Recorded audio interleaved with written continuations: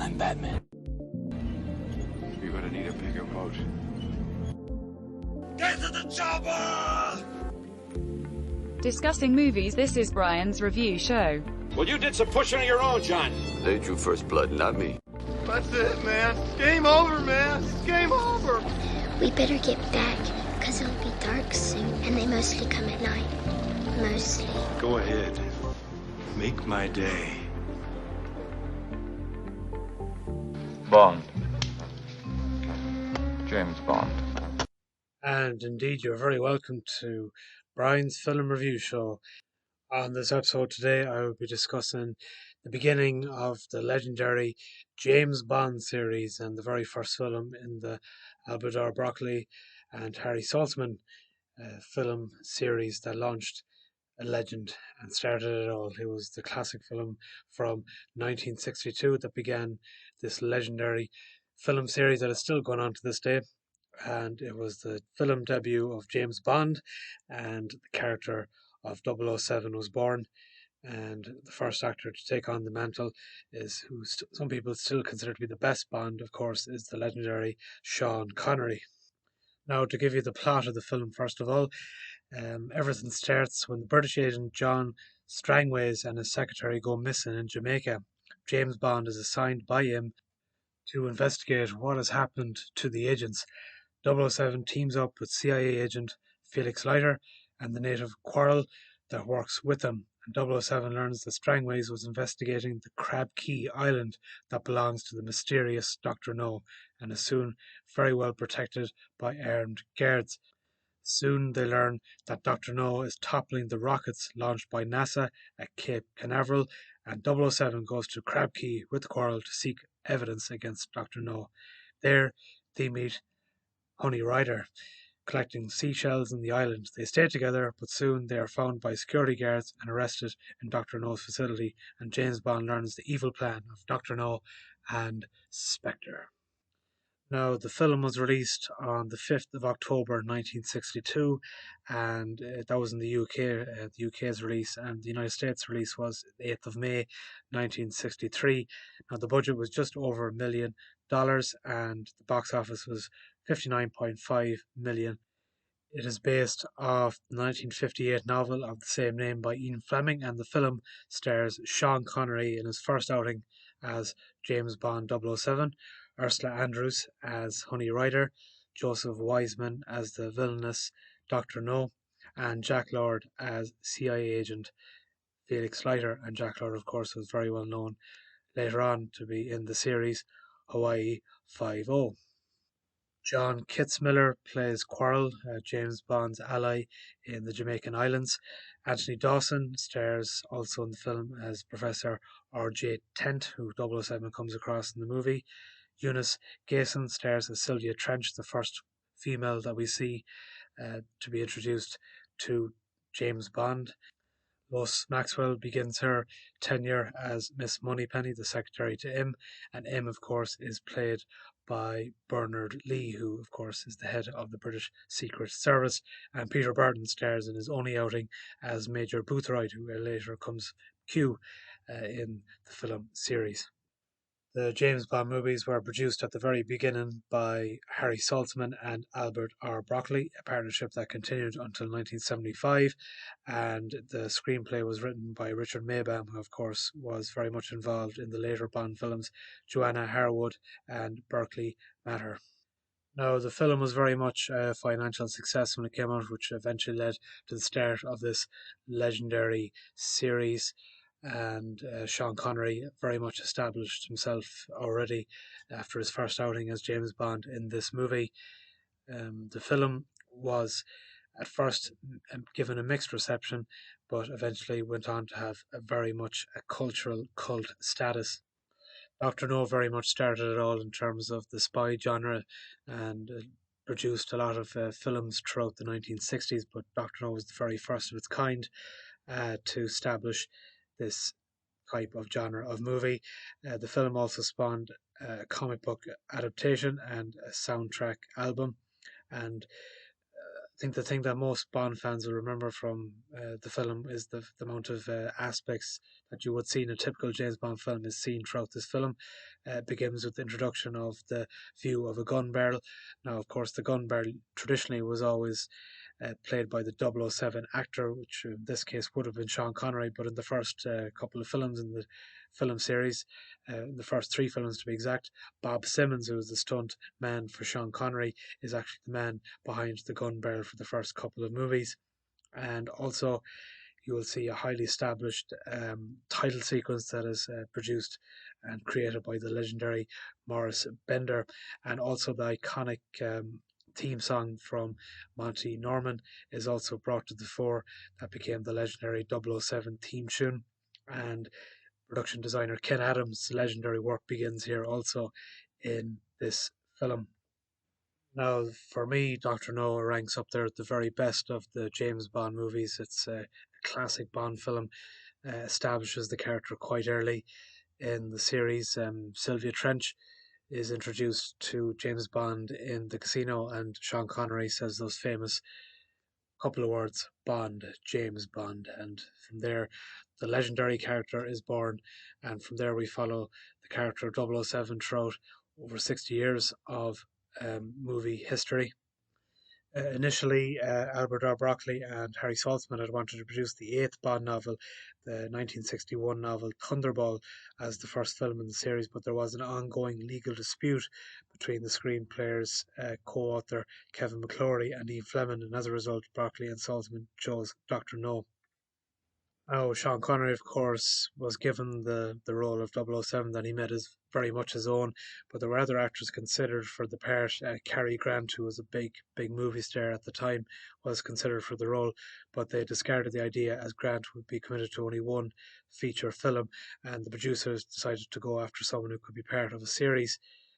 Patrick McGowan, who was very much famous for his television role in The Prisoners, was considered for the role also, and David Nevin, who later went on to be in the 1967 parody Casino Royale, was also considered for the role of 007. Yeah, there's very much dark tone kind of in the film, especially at the very start of the film when Strangways, the station chief of MI6 in Jamaica, is killed early in the film along with his secretary, so that kind of sets the tone for the rest of the film. The beauty, I think, of the villains in any Bond film is they're kind of, how I think what makes a great Bond film tends to be, most of the time, is the quality of the villain, and in this case, the villain is very much one of the strengths of the film.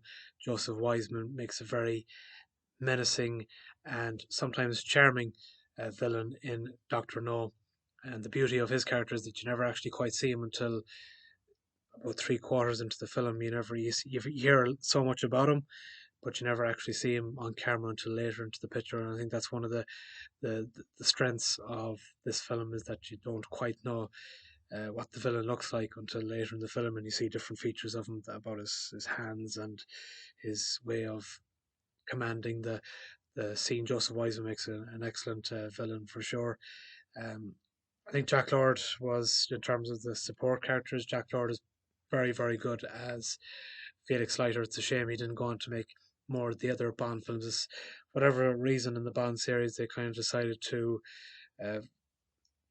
give different actors the role of Felix Leiter. They never rarely stuck with the same actor until in later films, towards beginning heading towards the Roger Moore era, then into the Timothy Dalton era, and then eventually towards the Daniel Craig era. But before that, the Felix Leiter character was kind of thrown to different actors all the time. They never stuck with the same actor, which I thought was quite strange when you consider that they stuck with the same actors for M and for Moneypenny, and with Q also as well.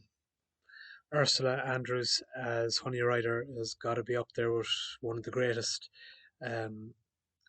female roles in movie history. She's very much one of the strong Bond women, and in terms of her presence on screen and her chemistry with the two characters of Bond and Honey Rider, she's up there with the very best of the Bond women. That iconic scene of her on the beach when she comes out of the ocean and Bond sees her for the first time on the beach in Jamaica, and from there he kind of established her as very much a strong part of one of the reasons this is such a fantastic film. She's very much a part of that.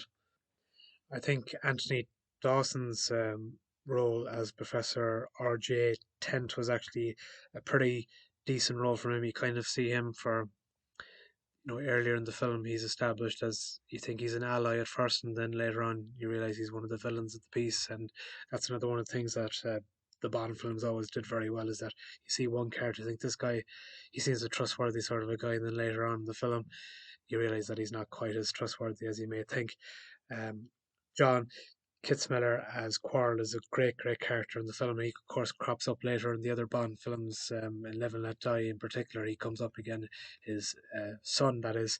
But another brilliant character in the film. You can tell he's another strong character. And it's another shame, really, that he didn't come around to more of the other Bond films. Of course, he dies later in the film, which is the reason why he's not back.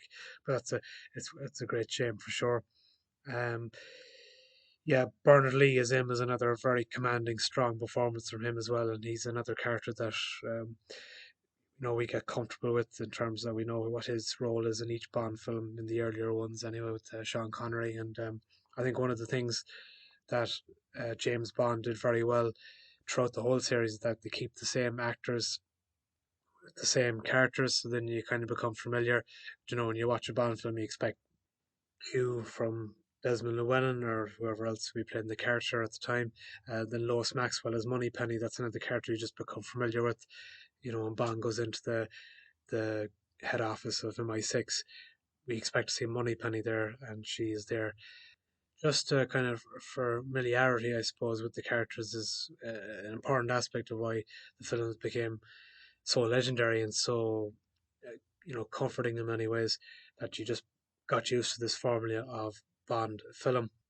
Senna Marshall as Mrs. Toro is secretary to Government House in Kingston in the film, and she's kind of turns out to be a double agent later in the film. She tries to, seduce Bond and keep him there as long as possible. That leads to one of the legendary scenes, just like Connery just established himself as 007 by "You've had your six," and then he just shoots the bad guy.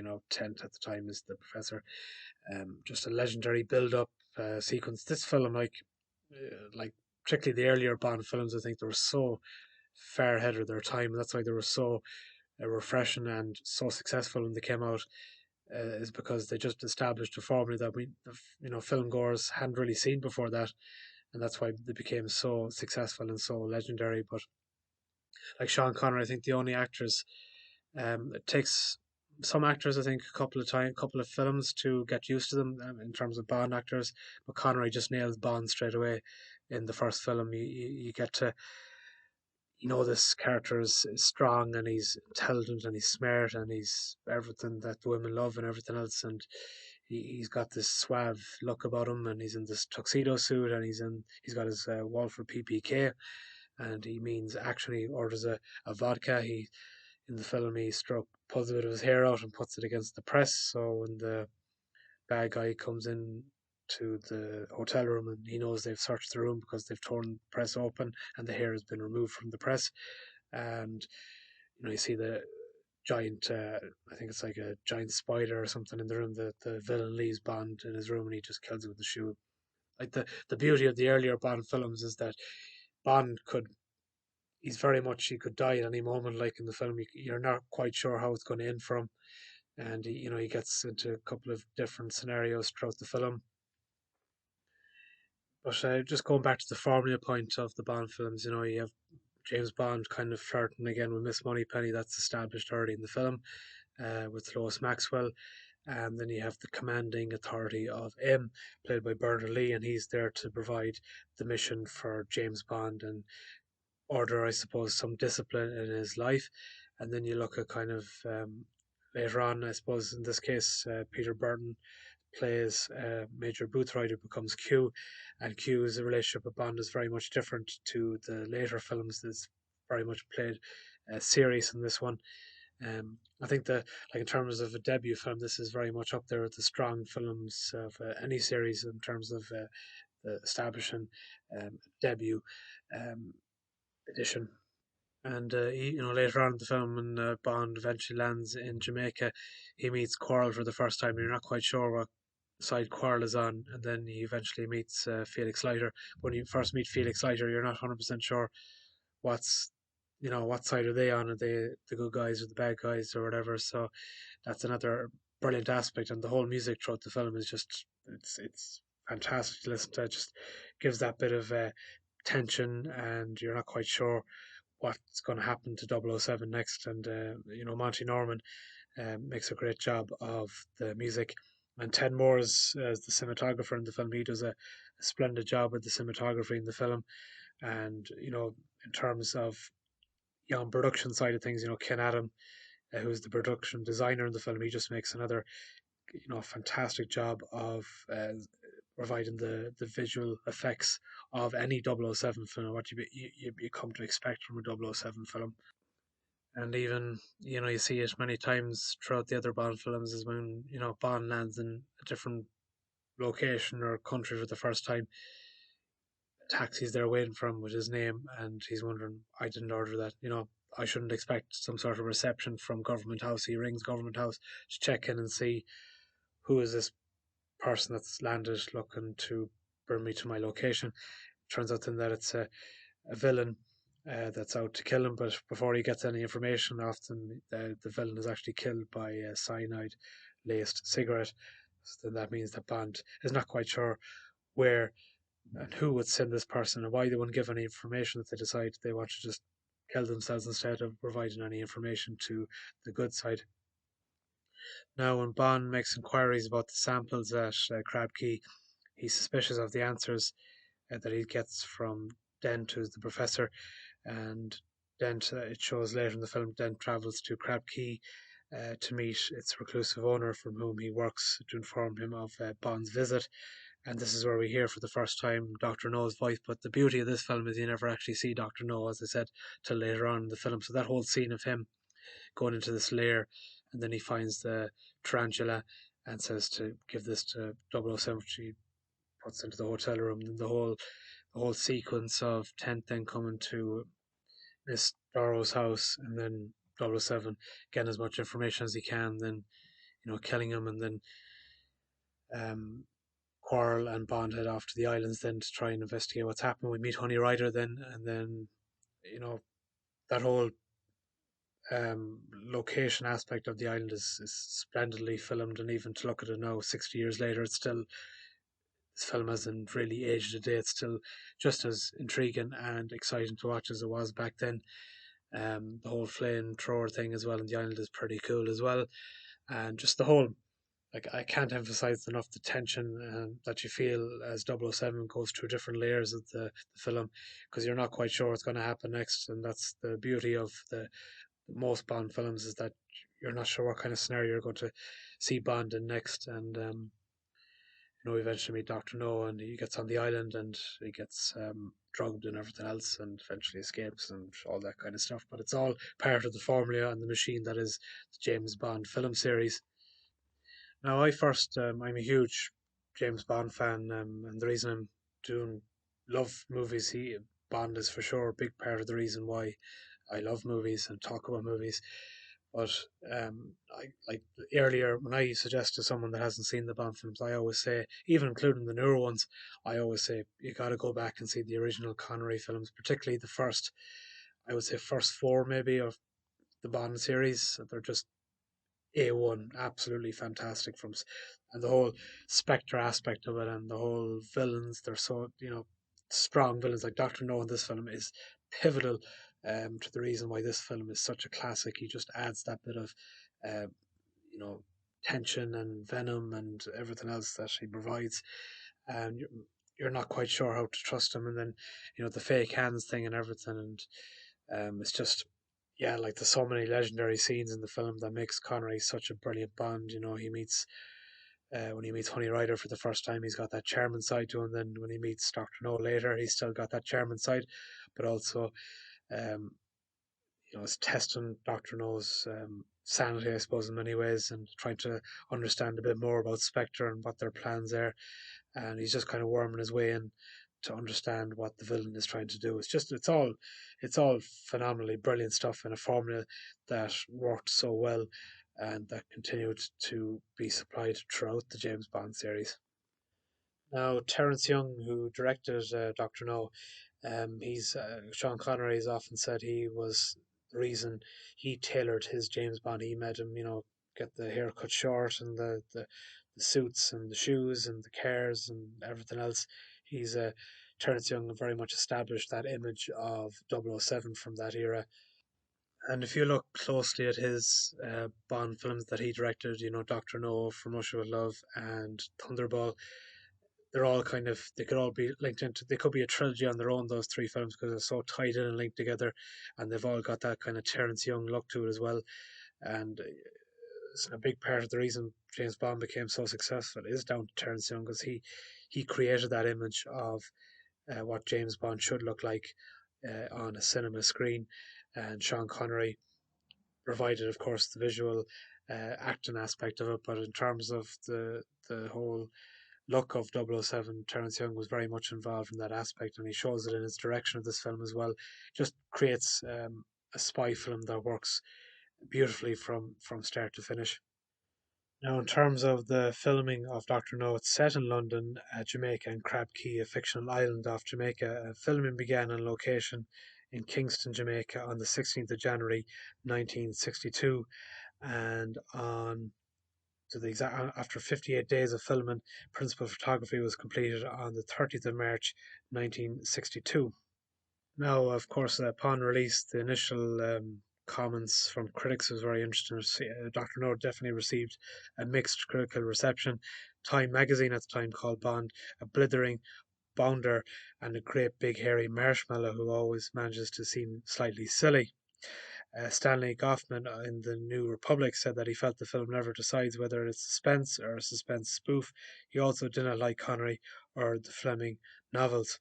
However, Leonard Mosley in the Daily Express said that Dr. No's fun all the way and even the sex is harmless. But the film went on to become very successful at the box office. It was total gross, as I mentioned earlier, $59.6 million worldwide, and it's listed by IGN as the sixth best Bond film. And President John F. Kennedy was a fan of the Ian Fleming novels and requested a private showing of Dr. No in the White House. Dr. No was the first of the 25 James Bond films produced by Eon, which has grossed just over $5 billion in box office returns alone, making the series one of the highest grossing movies ever made. It is estimated that since Dr. No was released, a quarter of the world's population has seen at least one Bond film. Now, in terms of my own opinion, I very much love Dr. No. I think it's up there at the very best for me of the Bond films. I would certainly have it in my top 10. I just love the whole tension it builds throughout the film. Sean Connery's performance, his debut performance as 007, is terrific. Ursula Andress as Honey Rider is one of the strongest female leads in any of the Bond films. I like Bernard Lee's performance as him. He just provides that commanding force that Bond needs at the start of the movie to provide his mission. Lois Maxwell, of course, is terrific as well. Anthony Dawson, I think, is quite good as Professor Tent as well.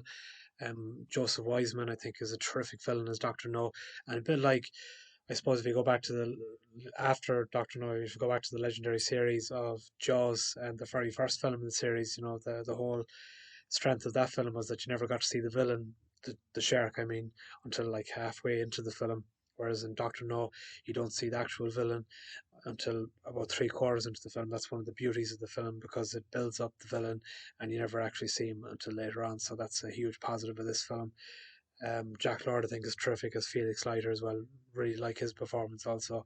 It's a really strong film. It's a great start to the James Bond series, and really establishes what and why this series became so legendary, and the beauty of the Albert R. Berkely and Harry Saltzman partnership when it first began is fruitful for everyone to see when you watch Dr. No. Now, just for some trivia facts about Dr. No, all of the sets and furniture were slightly smaller than they would be in reality, so that Bond would look larger. Sean Connery is afraid of spiders. The shot of the spider in his bed was done with a sheet of glass between him and the spider, which can be seen in one shot in the movie. When this doesn't look realistic enough, additional close-up scenes were reshot with the stuntman Bob Simmons. Dr. No was chosen to the inaugural movie in the James Bond film franchise as the plot of the source novel was the most straightforward. It had only one major location, which was Jamaica, and only one big special effects set piece. Morris Bender designed the gun barrel opening at the last minute by pointing a pinhole camera to a real gun barrel. The actor in the sequence is not Sir Sean Connery, but stuntman Bob Simmons. Connery didn't film the sequence until Thunderball. After reviewing the film, James Bond creator Ian Fleming reportedly described it as being dreadful, simply dreadful. Ian Fleming didn't originally like the casting of Sean Connery as James Bond. Bond was English and Connery was Scottish. Bond was from an upper-class background and Connery came from a working-class background. Bond was refined and educated and Connery was too rugged. After seeing this movie, Fleming softened and decided that Connery was perfectly cast. In the novel On Her Majesty's Secret Service, Bond was revealed to have a Scottish ancestry, and Bond's girlfriend Tracy was described with Ursula Andress' details. Sir Sean Connery won the role of James Bond after producer Albert R. Berkely attended a screening of Darby O'Gill and the Little People from 1959. He was particularly impressed with the fistfight Connery has with the village bully at the climax of the movie. Berkely later had his wife, Donna Berkely, see the movie and confirmed this. Still, for publicity purposes, there was a contest to find the perfect man to play James Bond. 6 finalists were chosen and screen tested by Albert R. Berkely and Harry Saltzman and Ian Fleming. The winner was a 28-year-old model named Peter Anthony who looked the part but completely lacked the acting technique to play it. And the first scene Sean Connery filmed as James Bond is a sequence in the Kingston airport where he passes a female photographer and holds his hat up in front of his face. This filming date was January 16th, 1962. Interesting enough, Bernard Lee was cast one day before studio filming started. According to Terence Young, he got the part of him because everyone else was away. Now, if you look at inflation for box office gross, Dr. No actually earned $440 million in terms of inflation at the box office. That meant it very much a very successful James Bond movie. And that figure, of course, we'll be looking at if it was released today.